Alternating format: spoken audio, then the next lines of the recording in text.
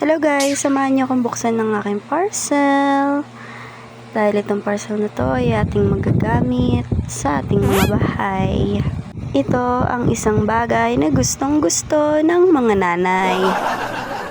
Tara at i-assemble na natin. Sobrang dali lang nitong gawin dahil meron namang instruction na binigay si seller. Ito nga pala yung 4-layer DIY drawer. Pero di lang yun, meron 3, 4, 5, up to 100 layers. Siyempre, charot lang. Depende yon sa laki ng bahay mo kung pwede talagang 100 layers. Meron din silang 3 colors available. Gray, white, and khaki. Maganda to sa mga aesthetic mommies out there.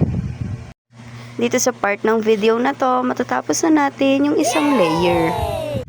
Sa sobrang dali nitong gawin, kayang-kaya mong ulit-ulitin ang paggawa nito.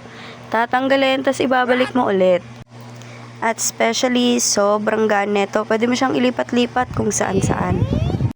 Sa part na to, 2 layers na ang nagagawa natin at ganyan siya ilak.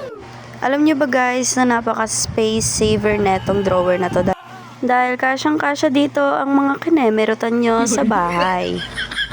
Ito na yung last part or last layer ng ating DIY drawer. Sobrang ganda nito mga mommies. Tignan nyo naman kung paano siya buksan. Para siyang sliding door. Sliding door? Ayan yung pinakatuktok niya. Pwede nyo rin yung pagpatungan ng mga cologne or anything. Tuwang-tuwa ka dyan, girl. Last part ng ating video na ito ay ang gulong.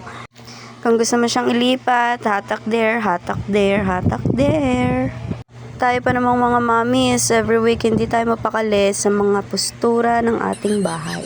Palit ng ganito, palit ng ganyan, tanggalin to, tanggalin yan. And we're done. Mabibili lang to sa TikTok ng 800 plus pesos. Kasama ng free shipping. Kaya kung naghahanap ka neto, check out mo na ang yellow basket ko. Thank you and goodbye!